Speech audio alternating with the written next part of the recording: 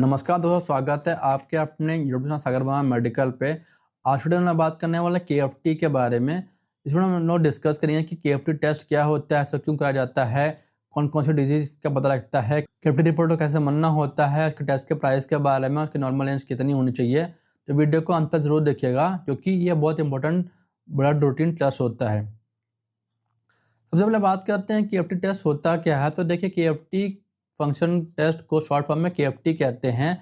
इसको टेस्ट को हम लोग रीनल फंक्शन टेस्ट या फिर किडनी पैटर्न टेस्ट भी कहते हैं। KFT एक प्रकार का ब्लड रूटीन टेस्ट होता है जो चेक करता है कि आपकी किडनी सही से काम कर रही है या फिर नहीं, बॉडी से वेस्ट प्रोडक्ट प्रॉपरली निकल रहा है या फिर नहीं। बात करें KFT टेस्ट आपको कब कराना चाहिए, और किसी पर्सन में सिम्टम दिखाई दे तो डॉक्टर KFT रिकमेंड करते हैं, जैसे कि कम या ज़्यादा पेशाब आना, बार बार पेशाब आना, पेशाब में जलन या फिर पेन होना, पेशाब में ब्लड आना, पेशाब में फोम यानी कि झाग बनना, हाथ पैर चेहरे या आंखों के नीचे स्वेलिंग होना, बैक साइड या फिर पेट के लेफ्ट राइट साइड पेन होना। बात करते हैं हाई रिस्क लोगों में KFT क्यों ज़रूरी होता है। तो देखिए, कुछ लोगों में किडनी डिजीज़ का रिस्क ज़्यादा होता है, जैसे कि अगर किसी को हाई BP है यानी कि हाइपरटेंशन पेशेंट में, डायबिटीज़ पेशेंट में, हार्ट डिजीज़ पेशेंट में, अडल्टरी पीपल में, ऐसे लोगों को 6 महीना या 1 साल के में एक बार KFT टेस्ट कराने की सलाह दी जाती है। बात करते हैं KFT टेस्ट प्राइस, सैंपल और फास्टिंग के बारे में। तो देखिए, KFT टेस्ट का प्राइस लगभग 400 से लेकर 700 रुपये तक को देने को मिल सकता है। लैब टू लैब थोड़ा बहुत प्राइस ऊपर नीचे हो सकता है। इस टेस्ट के लिए फास्टिंग की जरूरत नहीं होती है। रिपोर्ट आपको सेम डे ही मिल जाएगी और इसमें ब्लड सैंपल लिया जाता है। बात करेंगे इस टेस्ट के मेन पैरामीटर्स के बारे में। तो देखिए, ये एक ग्रुप ऑफ टेस्ट होता है जिसमें हम लोग पैरामीटर चेक करते हैं, जैसे कि serum creatinine, blood urea nitrogen, uric acid और EGFR यानी कि एस्टिमेटेड ग्लोमेरुलर फिल्ट्रेशन रेट। बात करते हैं सीरम क्रिएटिनिन के बारे में। तो जो नॉर्मल रेंज होती है वो 0.7 से लेकर 1.3 के बीच में होती है अडल्ट मेल के अंदर, और अडल्ट फीमेल में 0.6 से लेकर 1.1 के अंदर होनी चाहिए। क्रिएटिनिन मसल मेटाबॉलिज्म का बेस्ट प्रोडक्ट होता है। किडनी इसे ब्लड से फिल्टर करके यूरिन के थ्रू बाहर निकाल देती है। क्रिएटिनिन हाई का मतलब ये है कि किडनी फंक्शन वीक हो रही है।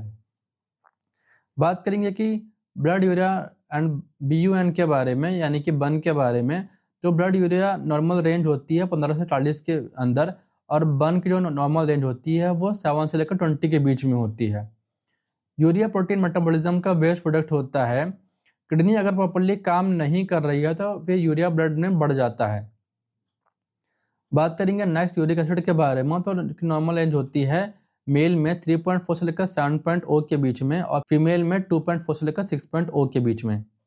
यूरिक एसिड हाई होने पर kidney stone, gout, joint pain या किडनी डैमेज का रिस्क होता है।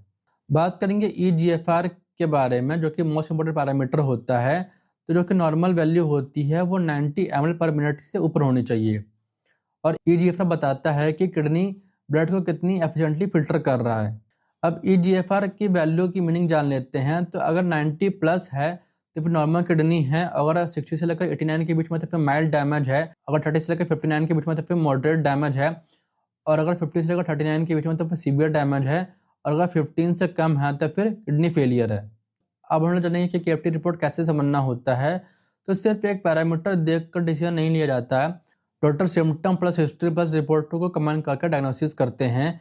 कभी कभी डिहाइड्रेशन, मेडिसिन या इन्फेक्शन की वजह से वैल्यू बढ़ सकती है। दोस्तों, KFT test mainly kidney health को मॉनिटर करने के लिए बहुत ज़रूरी होता है, specially diabetes, BP, heart patient के लिए। टाइम पर टेस्ट और ट्रीटमेंट से किडनी फेलियर जैसी सीरियस प्रॉब्लम से बचा जा सकता है। तो दोस्तों, ये थी आज की हमारी वीडियो। मैं उम्मीद करता हूँ कि आपको हमारी वीडियो पसंद आई होगी। अगर आपको हमारी वीडियो पसंद आई तो वीडियो को लाइक करिएगा, चैनल को सब्सक्राइब करिएगा, कमेंट करिएगा, वीडियो को शेयर जरूर करिएगा। नेक्स्ट वीडियो में तब तक जय हिंद, वंदे मातरम।